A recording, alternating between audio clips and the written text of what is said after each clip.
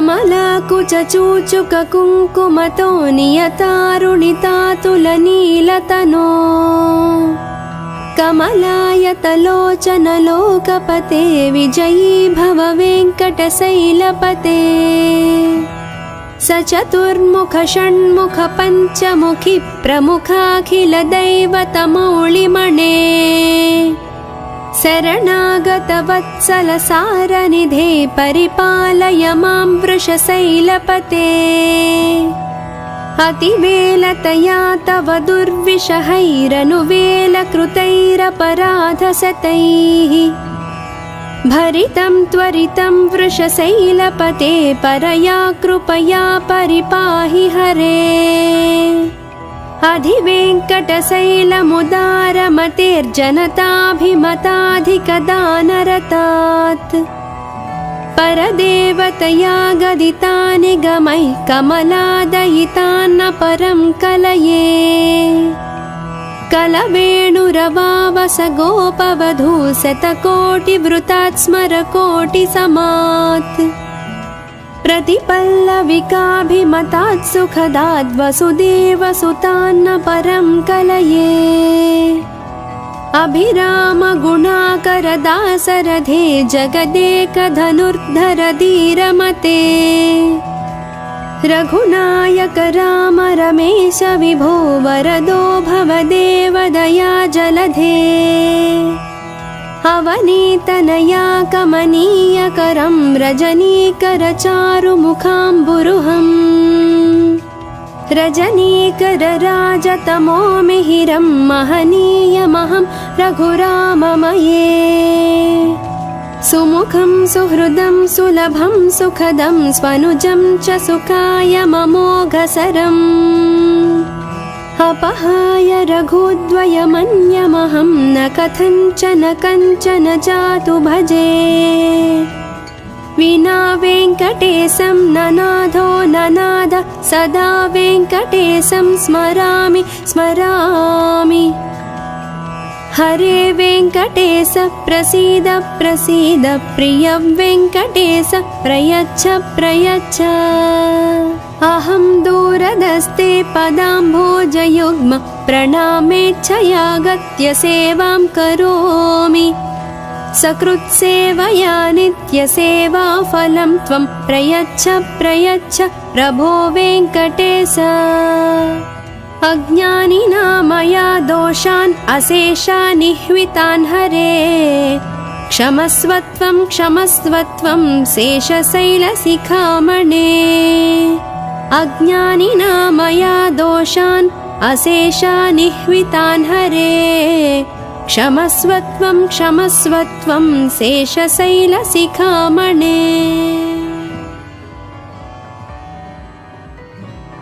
कमलाकुचूचुक कुङ्कुमतो नियतारुणितातुलनीलतनो कमलायतलोचन लोकपते विजयी भव वेङ्कटशैलपते सचतुर्मुख षण्मुख पञ्चमुखि प्रमुखाखिल दैवतमौलिमणे शरणागत वत्सल सारनिधे परिपालय मां वृषशैलपते अतिवेलतया तव दुर्विषहैरनुवेलकृतैरपराधशतैः भरितं त्वरितं वृषशैलपते परया कृपया परिपाहि हरे अधिवेङ्कटशैलमुदारमतेर्जनताभिमताधिकदानरतात् परदेवतया गदितानि गमैः कमलादयितान्न परं कलये कलवेणुरवावस गोपवधू शतकोटिवृतात् स्मरकोटिसमात् प्रतिपल्लविकाभिमतात् सुखदाद् वसुदेवसुतान्न परं कलये अभिराम गुणाकर दासरथे जगदेकधनुर्धर धीरमते रघुनायक राम रमेश विभो वरदो भवदेव दया जलधे अवनीतनया कमनीयकरं रजनीकरचारुमुखाम्बुरुहम् रजनीकरराजतमो मिहिरं महनीयमहं रघुराममये सुमुखं सुहृदं सुलभं सुखदं स्वनुजं च सुखाय ममोघसरम् अपहाय रघुद्वयमन्यमहं न कथञ्चन कञ्चन जातु भजे विना वेङ्कटेशं ननाथो ननाद सदा वेङ्कटेशं स्मरामि स्मरामि हरे वेङ्कटेश प्रसीद प्रसीद प्रिय वेङ्कटेश प्रयच्छ प्रयच्छ अहं दूरदस्ते पदाम्भोजयुग्म प्रणामेच्छयागत्य सेवां करोमि सकृत्सेवया नित्यसेवाफलं त्वं प्रयच्छ प्रयच्छ प्रभो वेङ्कटेश अज्ञानिना मया दोषान् अशेषानिह्वितान् हरे क्षमस्वत्वं क्षमस्वत्वं शेषशैलशिखामणे अज्ञानिना मया दोषान् अशेषानिह्वितान् हरे क्षमस्वत्वं क्षमस्वत्वं शेषशैलशिखामणे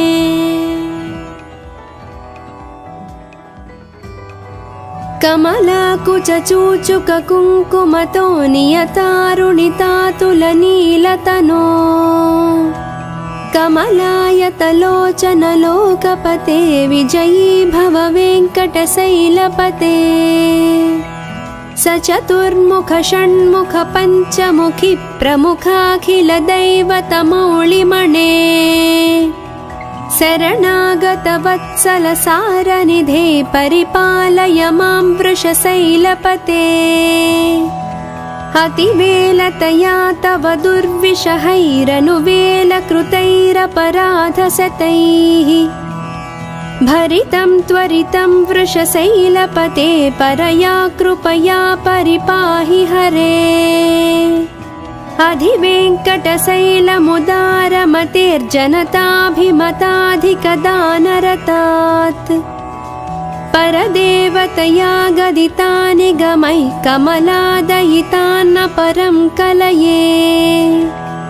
कलवेणुरवावस गोपवधू शतकोटिवृतात् स्मरकोटिसमात् प्रतिपल्लविकाभिमतात् सुखदाद् वसुदेवसुतान्न परं कलये अभिराम गुणाकरदासरथे जगदेकधनुर्धर धीरमते रघुनायक राम रमेश विभो वरदो भवदेव दया जलधे अवनीतनया कमनीयकरं रजनीकरचारुमुखाम्बुरुहम् रजनीकरराजतमो मिहिरं महनीयमहं रघुराममये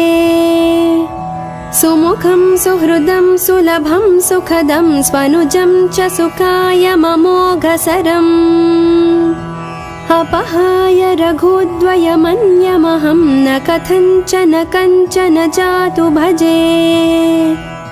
विना वेङ्कटेशं ननाथो ननाद सदा वेङ्कटेशं स्मरामि स्मरामि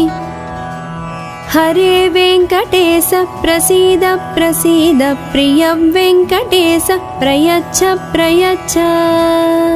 अहं दूरदस्ते पदाम्भोजयुग्म प्रणामेच्छयागत्य सेवां करोमि सकृत्सेवया नित्यसेवाफलं त्वं प्रयच्छ प्रयच्छ प्रभो वेङ्कटेश अज्ञानिना मया दोषान् अशेषानिह्वितान् हरे क्षमस्वत्वं क्षमस्वत्वं शेषशैलशिखामणे अज्ञानिना मया दोषान् अशेषानिह्वितान् हरे क्षमस्वत्वं क्षमस्वत्वं शेषशैलशिखामणे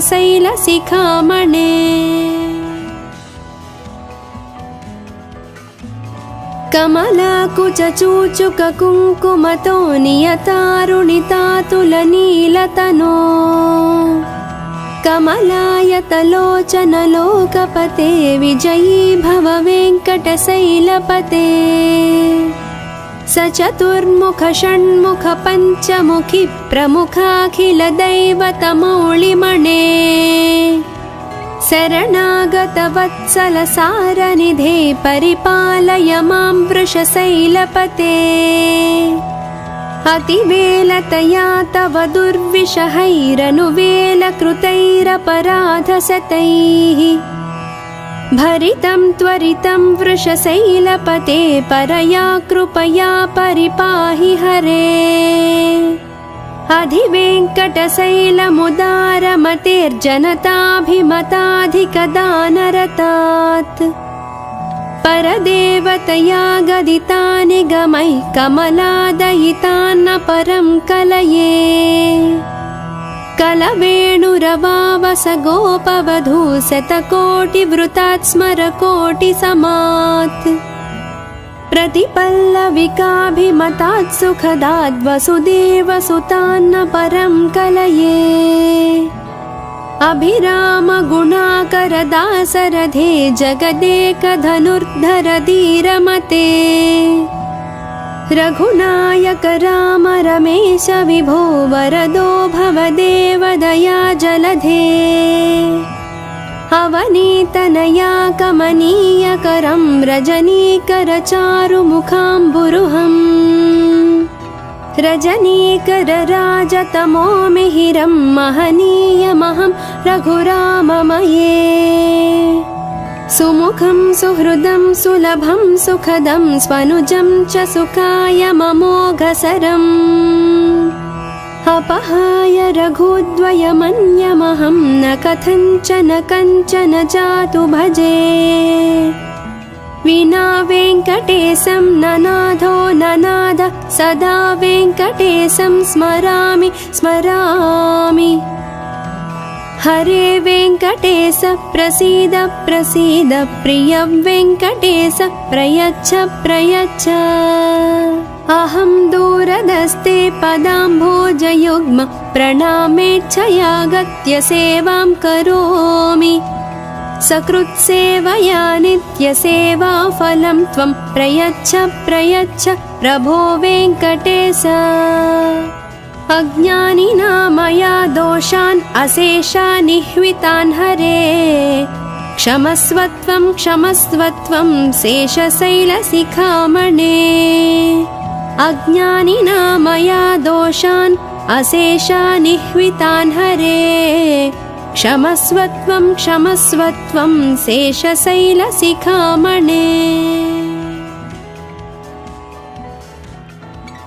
कमलाकुचूचुककुङ्कुमतो नियतारुणितातुलनीलतनो कमलायतलोचनलोकपते विजयी भव वेङ्कटशैलपते सचतुर्मुख षण्मुख पञ्चमुखि प्रमुखाखिलदैवतमौलिमणे शरणागतवत्सल सारनिधे परिपालय मां वृषशैलपते अतिवेलतया तव दुर्विषहैरनुवेलकृतैरपराधशतैः भरितं त्वरितं वृषशैलपते परया कृपया परिपाहि हरे अधिवेङ्कटशैलमुदारमतेर्जनताभिमताधिकदानरतात् परदेवतया गदितानि गमैः कमलादयितान्न परं कलये कलवेणुरवावस गोपवधू शतकोटिवृतात् स्मरकोटिसमात् प्रतिपल्लविकाभिमतात् सुखदात् वसुदेवसुतान्न परं कलये अभिरामगुणाकरदासरथे जगदेकधनुर्धर धीरमते रघुनायक राम रमेश विभो वरदो भवदेवदया जलधे अवनीतनया कमनीयकरं रजनीकरचारुमुखाम्बुरुहम् रजनीकरराजतमो मिहिरं महनीयमहं रघुराममये सुमुखं सुहृदं सुलभं सुखदं स्वनुजं च सुखायममोघसरम् अपहाय रघुद्वयमन्यमहं न कथञ्चन कञ्चन जातु भजे विना वेङ्कटेशं ननाथो ननाद सदा वेङ्कटेशं स्मरामि स्मरामि हरे वेङ्कटेश प्रसीद प्रसीद प्रिय वेङ्कटेश प्रयच्छ प्रयच्छ अहं दूरदस्ते पदाम्भोजयुग्म प्रणामेच्छयागत्य सेवां करोमि सकृत्सेवया नित्यसेवाफलं त्वं प्रयच्छ प्रयच्छ प्रभो वेङ्कटेश अज्ञानिना मया दोषान् अशेषानिह्वितान् हरे क्षमस्वत्वं क्षमस्वत्वं शेषशैलशिखामणे अज्ञानिना मया दोषान् अशेषानिह्वितान् हरे क्षमस्वत्वं क्षमस्वत्वं शेषशैलशिखामणे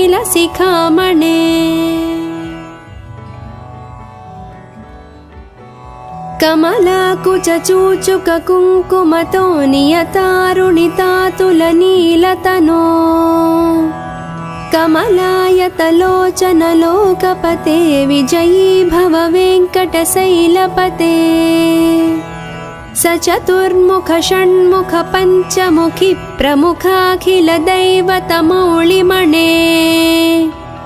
शरणागतवत्सलसारनिधे परिपालय मां वृषशैलपते अतिवेलतया तव दुर्विषहैरनुवेलकृतैरपराधशतैः भरितं त्वरितं वृषशैलपते परया कृपया परिपाहि हरे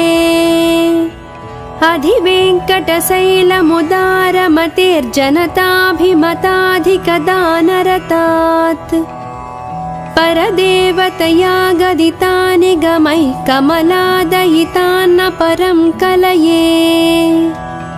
कलवेणुरवावस गोपवधू शतकोटिवृतात् स्मरकोटिसमात् प्रतिपल्लविकाभिमतात् सुखदाद् वसुदेवसुतान्न परं कलये अभिरामगुणाकरदासरथे जगदेकधनुर्धर धीरमते रघुनायक राम रमेश विभो वरदो भवदेवदया जलधे अवनीतनया कमनीयकरं रजनीकरचारुमुखाम्बुरुहम्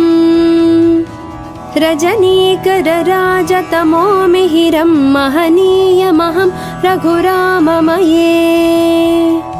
सुमुखं सुहृदं सुलभं सुखदं स्वनुजं च सुखायममोघसरम् अपहाय रघुद्वयमन्यमहं न कथञ्चन कञ्चन जातु भजे विना वेङ्कटेशं ननाथो ननाद सदा वेङ्कटेशं स्मरामि स्मरामि हरे वेङ्कटेश प्रसीद प्रसीद प्रिय वेङ्कटेश प्रयच्छ प्रयच्छ अहं दूरदस्ते पदाम्भोजयुग्म प्रणामेच्छयागत्य सेवां करोमि सकृत्सेवया नित्यसेवाफलं त्वं प्रयच्छ प्रयच्छ प्रभो वेङ्कटेश अज्ञानिना मया दोषान् अशेषानिह्वितान् हरे क्षमस्वत्वं क्षमस्वत्वं शेषशैलशिखामणे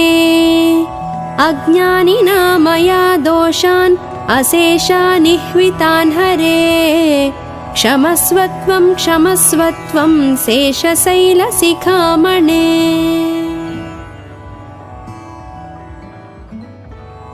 कमलाकुचूचुककुङ्कुमतो नियतारुणितातुलनीलतनो कमलायतलोचनलोकपते विजयी भव वेङ्कटशैलपते स चतुर्मुख षण्मुख पञ्चमुखि प्रमुखाखिलदैवतमौलिमणे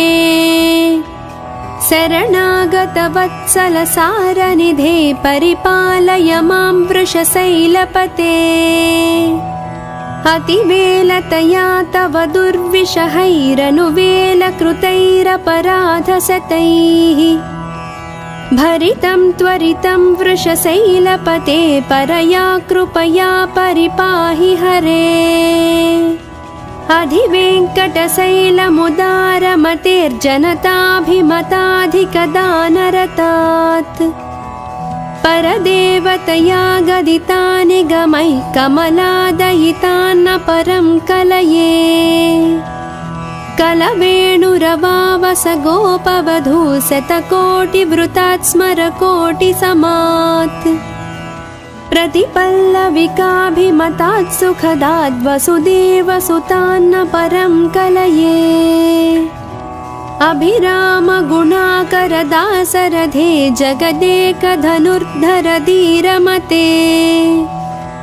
रघुनायक राम रमेश विभो वरदो भवदेव दया जलधे अवनीतनया कमनीयकरं रजनीकरचारुमुखाम्बुरुहम् रजनीकरराजतमो मिहिरं महनीयमहं रघुराममये सुमुखं सुहृदं सुलभं सुखदं स्वनुजं च सुखायममोघसरम् अपहाय रघुद्वयमन्यमहं न कथञ्चन कञ्चन जातु भजे विना वेङ्कटेशं ननाथो ननाद सदा वेङ्कटेशं स्मरामि स्मरामि हरे वेङ्कटेश प्रसीद प्रसीद प्रिय वेङ्कटेश प्रयच्छ प्रयच्छ अहं दूरदस्ते पदाम्भोजयुग्म प्रणामेच्छयागत्य सेवां करोमि सकृत्सेवया नित्यसेवाफलं त्वं प्रयच्छ प्रयच्छ प्रभो वेङ्कटेश अज्ञानिना मया दोषान् अशेषानिह्वितान् हरे क्षमस्वत्वं क्षमस्वत्वं शेषशैलशिखामणे अज्ञानिना मया दोषान् अशेषानिह्वितान् हरे क्षमस्वत्वं क्षमस्वत्वं शेषशैलशिखामणे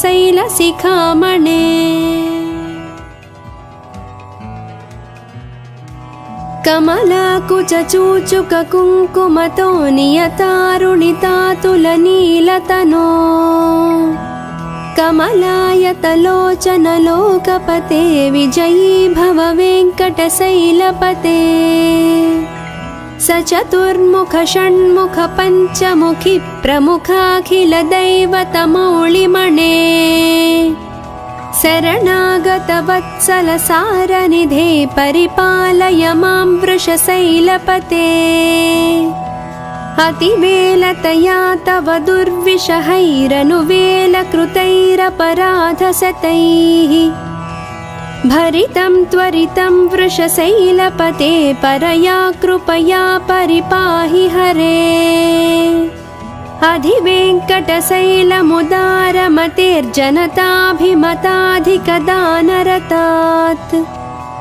परदेवतया गदितानि गमैः कमलादयितान्न परं कलये कलवेणुरवावस गोपवधू शतकोटिवृतात् स्मरकोटिसमात् प्रतिपल्लविकाभिमतात् सुखदाद् वसुदेवसुतान्न परं कलये अभिराम गुणाकरदासरथे जगदेकधनुर्धर धीरमते रघुनायक राम रमेश विभो वरदो भवदेव दया जलधे अवनीतनया कमनीयकरं रजनीकरचारुमुखाम्बुरुहम् रजनीकरराजतमो मिहिरं महनीयमहं रघुराममये सुमुखं सुहृदं सुलभं सुखदं स्वनुजं च सुखायममोघसरम् अपहाय रघुद्वयमन्यमहं न कथञ्चन कञ्चन जातु भजे विना वेङ्कटेशं ननाथो ननाद सदा वेङ्कटेशं स्मरामि स्मरामि हरे वेङ्कटेश प्रसीद प्रसीद प्रिय वेङ्कटेश प्रयच्छ प्रयच्छ अहं दूरदस्ते पदाम्भोजयुग्म प्रणामेच्छयागत्य सेवां करोमि सकृत्सेवया नित्यसेवाफलं त्वं प्रयच्छ प्रयच्छ प्रभो वेङ्कटेश अज्ञानिना मया दोषान् अशेषानिह्वितान् हरे क्षमस्वत्वं क्षमस्वत्वं शेषशैलशिखामणे अज्ञानिना मया दोषान् अशेषानिह्वितान् हरे क्षमस्वत्वं क्षमस्वत्वं शेषशैलशिखामणे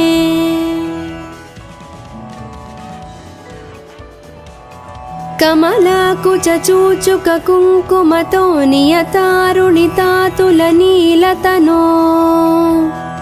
कमलायतलोचनलोकपते विजयी भव वेङ्कटशैलपते सचतुर्मुख षण्मुख पञ्चमुखि प्रमुखाखिलदैवतमौलिमणे शरणागतवत्सलसारनिधे परिपालय मां वृषशैलपते अतिवेलतया तव दुर्विषहैरनुवेलकृतैरपराधशतैः भरितं त्वरितं वृषशैलपते परया कृपया परिपाहि हरे अधिवेङ्कटशैलमुदारमतेर्जनताभिमताधिकदानरतात् परदेवतया गदितानि गमैः कमलादयितान्न परं कलये कलवेणुरवावस गोपवधू शतकोटिवृतात् स्मरकोटिसमात् प्रतिपल्लविकाभिमतात् सुखदाद् वसुदेवसुतान्न परं कलये अभिराम गुणाकरदासरथे जगदेकधनुर्धर धीरमते रघुनायक राम रमेश विभो वरदो भवदेव दया जलधे अवनीतनया कमनीयकरं रजनीकरचारुमुखाम्बुरुहम् रजनीकरराजतमो मिहिरं महनीयमहं रघुराममये सुमुखं सुहृदं सुलभं सुखदं स्वनुजं च सुखायममोघसरम् अपहाय रघुद्वयमन्यमहं न कथञ्चन कञ्चन जातु भजे विना वेङ्कटेशं ननाथो ननाद सदा वेङ्कटेशं स्मरामि स्मरामि हरे वेङ्कटेश प्रसीद प्रसीद प्रिय वेङ्कटेश प्रयच्छ प्रयच्छ अहं दूरदस्ते पदाम्भोजयुग्म प्रणामेच्छयागत्य सेवां करोमि सकृत्सेवया नित्यसेवाफलं त्वं प्रयच्छ प्रयच्छ प्रभो वेङ्कटेश अज्ञानिना मया दोषान् अशेषानिह्वितान् हरे क्षमस्वत्वं क्षमस्वत्वं शेषशैलशिखामणे अज्ञानिना मया दोषान् अशेषानिह्वितान् हरे क्षमस्वत्वं क्षमस्वत्वं शेषशैलशिखामणे।